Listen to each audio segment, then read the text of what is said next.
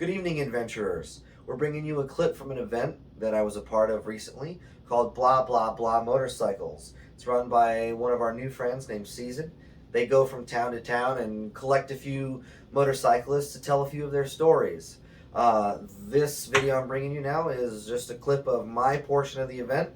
I really had a good time. I met some new people and got to tell stories with some old friends as well. So without further ado, enjoy the story. Just because, and I say sneak my way, but again, it's this community of motorcyclists. They want to support you. They want to see you out here doing kick-ass adventures. Because how many people just sit at desks and have these boring shit lives, and when they see us out here living our lives, leading our dreams, doing what we want to do, they want to taste that freedom too, even if it's just by helping you.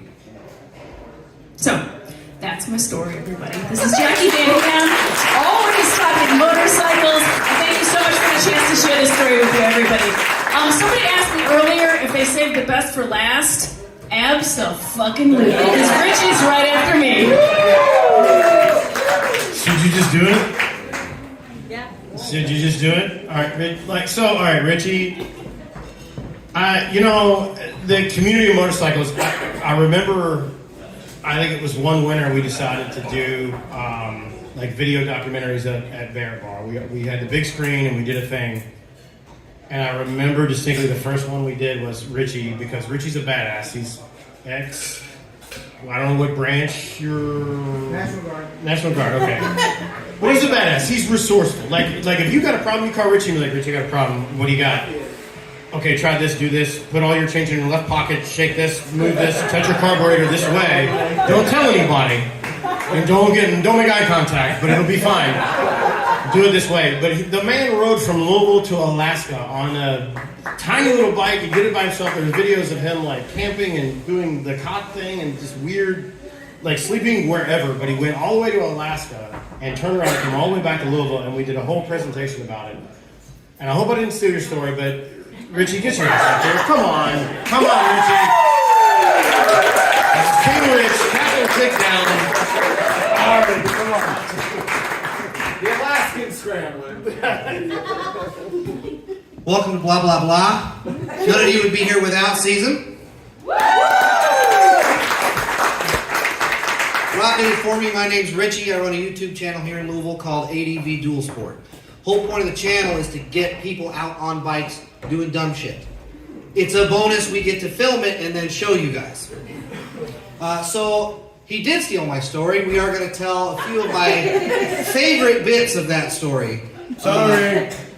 When it started way back, maybe about a year before I left. My dad and I were down in North Carolina. We were retrieving a CB750. And we had brought the truck just in case it didn't run. It had been on loan to a brother-in-law, some hick down there, I don't care. All I was there for was the bike. Well, we showed up, tinkered a little bit, got it running. I said, cool. Screw the truck. It's midsummer, we're driving this booger back. Hop on, and as I'm going through the Smokies, the sun is just starting to get behind the mountains.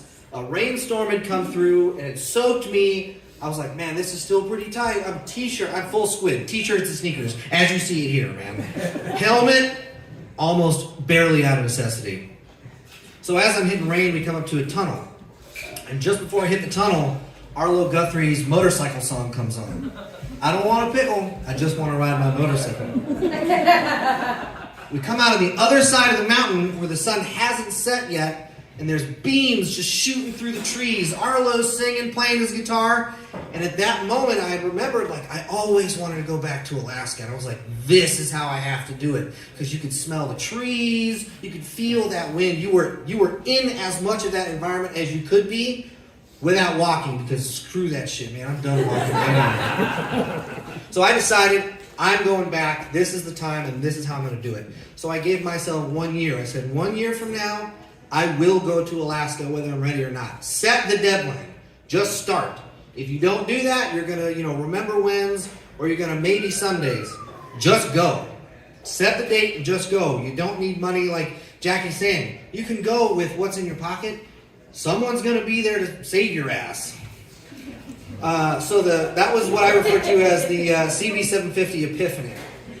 Now, this one trip is enough to write an entire odyssey of story, and we don't have that kind of time. So we're going to start with fast forwarding into Canada. I've already crossed the continental U.S. There's nothing in the plains we're talking about anyway. I'm sorry. No, I'm sorry. There's nothing out there, man. Just blow through it. Hit the highway and rim. It's all corn. It's all corn. It's just corn, man. I've already crossed the border. I've spent all day driving, and I'm having such a time of my life that I don't even realize how far I've driven. I've blown past my first stop for the trip in Canada. And I had hit 800 miles, and it's getting to be like 11 p.m. And I said, oh shit, I better slow down and stop somewhere. And just as I thought that, sun goes down, immediate rainstorm. Just the Andrea Gale thing blew up that thing. I was ready to go down. I couldn't see anything. My visor was toast. I was looking for a town called Cinema, and they were like, oh, free camping. I was like, cool, that's right my speed. I was broke 800 miles back. So free was me. I'm blowing past it and I see what looks like a trailer park. I'm like, wow, that's neat. And I see the sign, there's a road sign that says, you just missed Cinema. I was like, oh shit, no. I say, hey, beggars can't be choosers, let's finna whip this hoe straight back. Pull it around and I pull in as fast as I can, and it is pouring and lightning and wind. And I said, I'm done with this. 800 miles, my back hurts, my feelings are hurt, I'm getting wet. I sat up my hammock the whole time, and the whole trip was hammocks and paper maps, man. Like, no creature comforts. I spent, I think, one night in a hotel that somebody else paid for me. So I set up my hammock, I get all my gear in my hammock with me because I got the tarp out, and all night I can feel that all night the hammock is at a 45-degree angle, just I didn't care. I slept like a baby. It didn't matter. So I pass out, and the next thing I remember, I wake up, my eyes open slowly, and it's like Disney Bambi. Whoa, what is this? The sun is out. There's dew everywhere, like flowers springing up, gigantic bees just buzzing around. Like, oh man, this is beautiful. It smells so good, like the very clean, fresh nature. And then as I roll out of the hammock, I look under the tarp, and there's this small short grass field with this, she might have been 2 or 3 inches taller than me, not hard to do. She's running through the field, and she's got this perfectly straight, blonde, almost white hair. She's wearing black, lacy underwear. I am 800 miles north of nowhere, and she's just skipping through the field. And I was like, oh shit, I've died. The storm got me. I was a bear burrito in that hammock. It was over.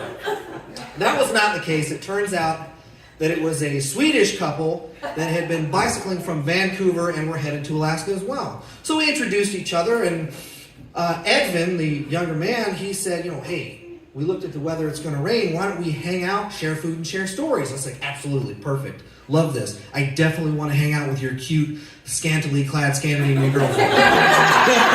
Stories weren't the only thing I was hoping to share.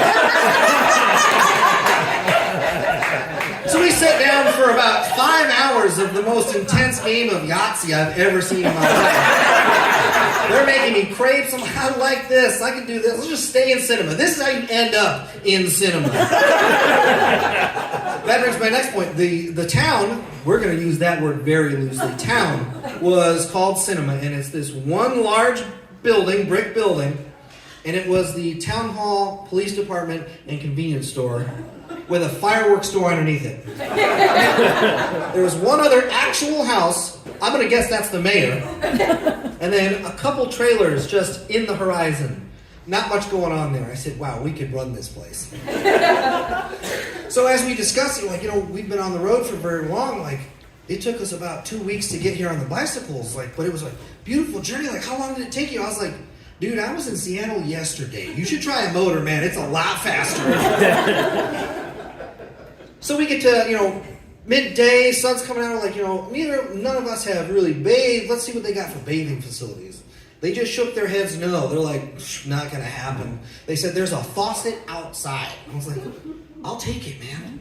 There's like a spigot coming out of the police department townhome mayor's house, and it's just at about head level. And I was like, I can make that work. I've done more with a lot less.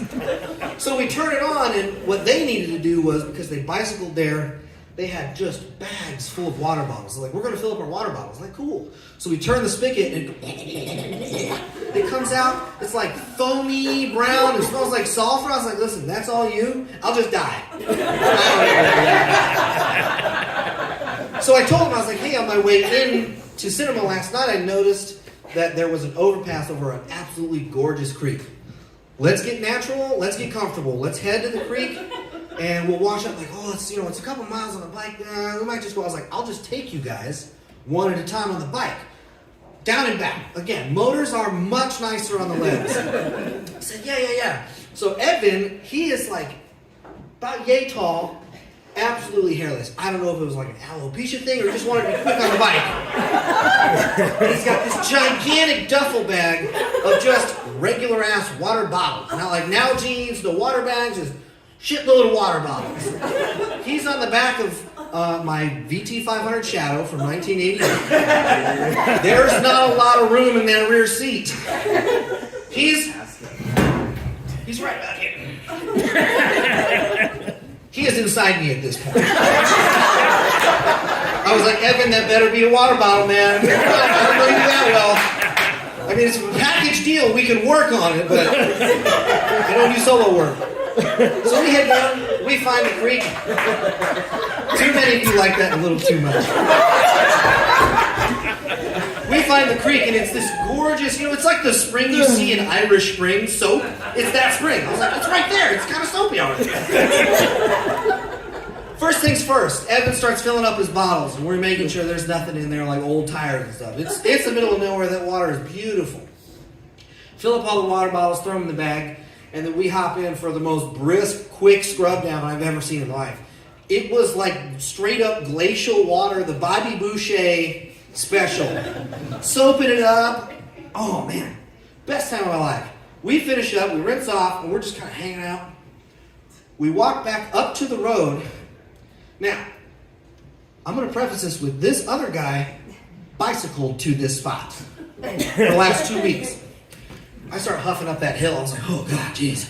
And my head's down. And he's walking down. Evan's a little bit in front of me. And he, right as we get to the road, he puts his hand in front of me to stop me. I was like, what's up, man? I look up. We're about 40 feet from the bike. And another 40 feet past that, biggest fucking bear I've ever seen. Instantly, I was like, homie, bike chair. If that bear comes this way, I'm going to give him a little the old rooskadoo. He's going down because I'm not going to outrun the Swedish guy that bicycled here.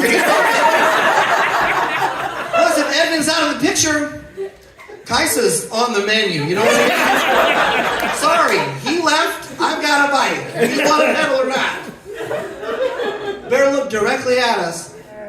Not even a problem. He said, yeah, just more white people. He sauntered off in the woods. Now, that's part one of the Swedish bath story. Woo!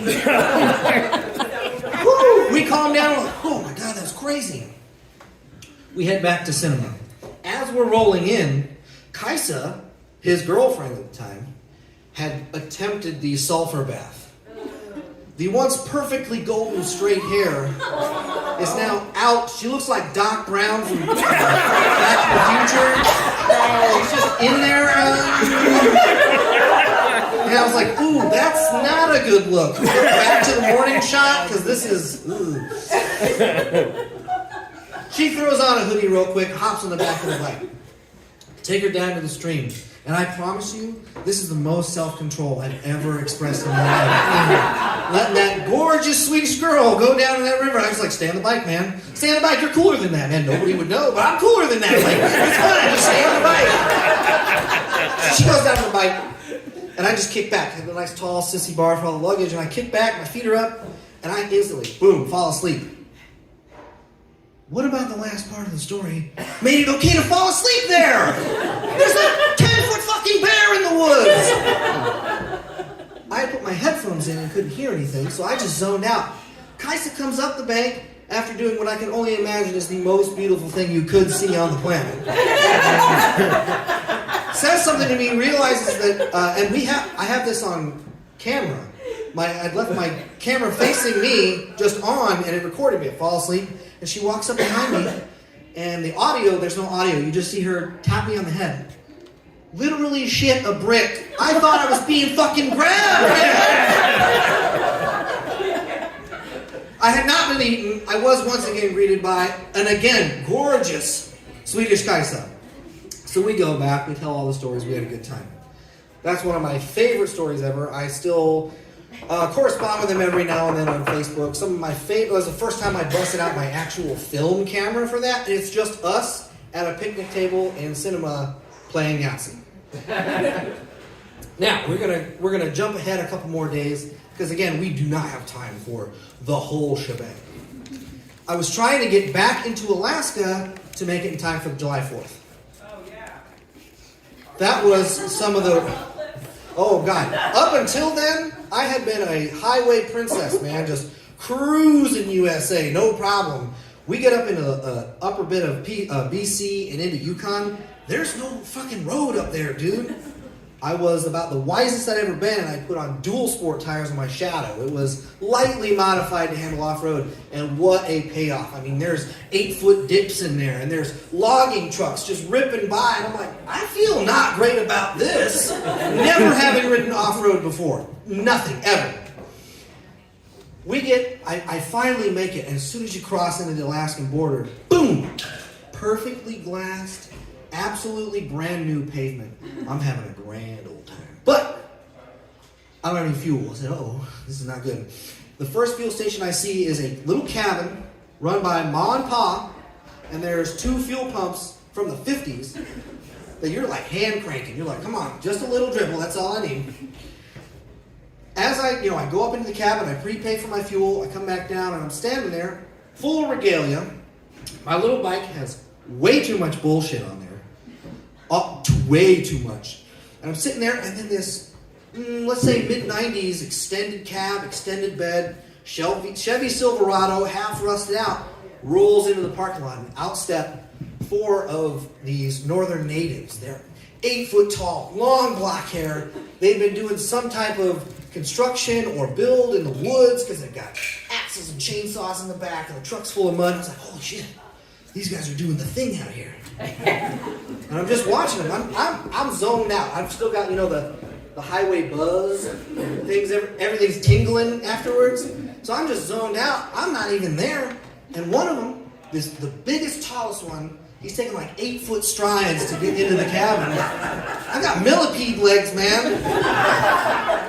He sees me, beelines for me. I was like, oh shit. I was like, I don't know, man. I don't know what's going on here. He walks up, he goes, hey brother, is this your pony? I said, oh shit.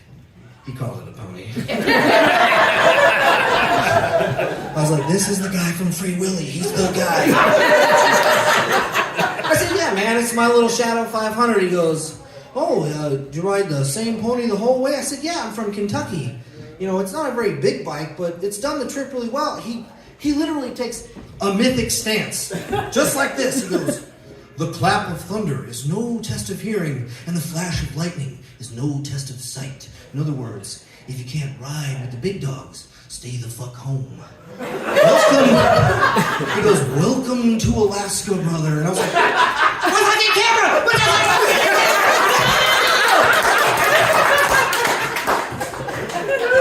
Missed it all.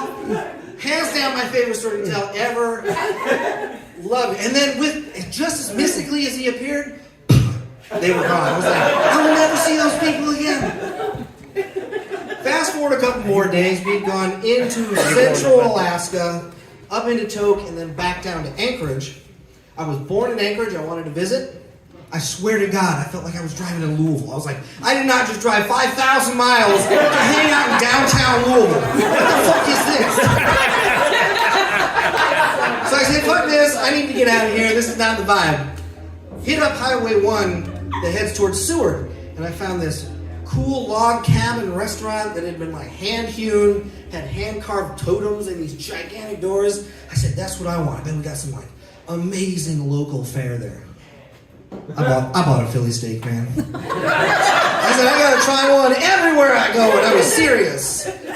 So I'm sitting there and I'm watching over Chugach Bay, literally see belugas cresting into this bay, having the time of my life, and I turned my phone on for the first time in a long time.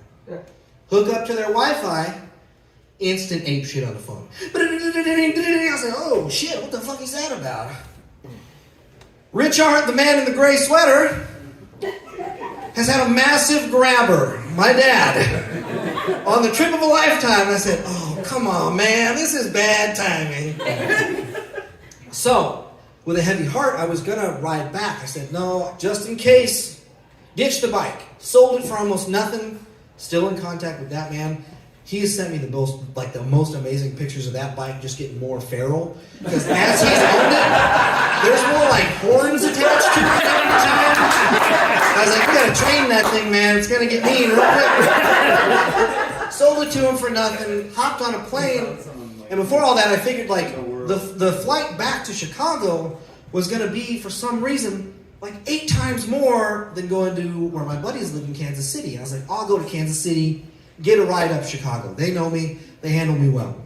So I do that, and he's like, hey man, I saw this bike for sale. I was like, I got a little bit of extra money, man. I bought an XL 250. I was flying the hog for adventure biking. I was like, I want to get dirty now. But I still need some wheels to get back up home. They said, even better, man, like we heard about your dad.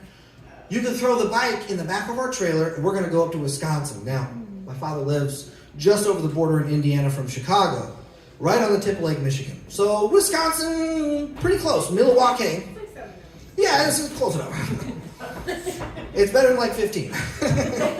So we hiked the trailer up there, and they are headed to a moped rally, which I had been frequented to the years of my life. All of my moped friends say hi. Hey! And just for shits and giggles, let's hear the ADV Moto Monday crew. Hey! So they said, hey man, we heard about your dad. Like, we're going back to Michigan, and we're going to go right past your dad's house. You can throw in the back of the truck. Same concept as every single one of these stories. You needed help, it was there. The people, you don't even have to ask at this point. Social media takes care of that for you. They see a biker in need and they make it happen.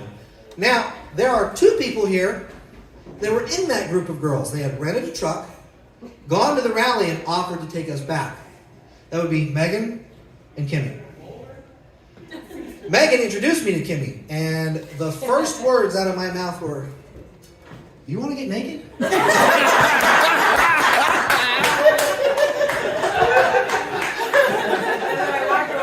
Yeah, and then she said, no, and then I said, yes. Fast forward to the next day, the rally was over, we were headed home. Guess who's curled up in my lap?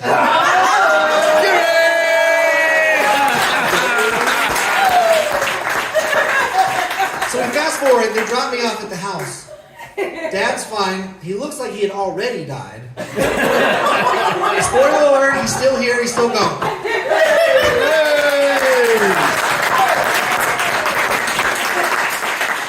We're gonna fast forward even more because I just had to get more of that girl from Milwaukee.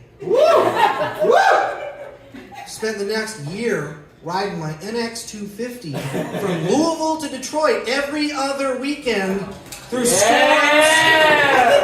I was like, I'm bringing her home, and finally, after what? It's been 2015, so it's 2023 now? Yeah. 8 years. We got married in Alaska. Last year.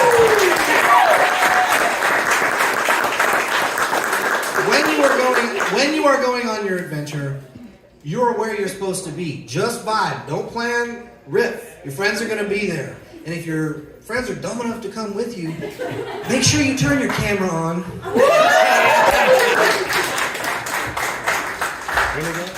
we gotta go. Okay, we're going to end there. Go ride your motorcycles. That's all I'm going to say. Have a good evening. Thanks for coming to Blah, Blah, Blah. Thank every one of you for showing up.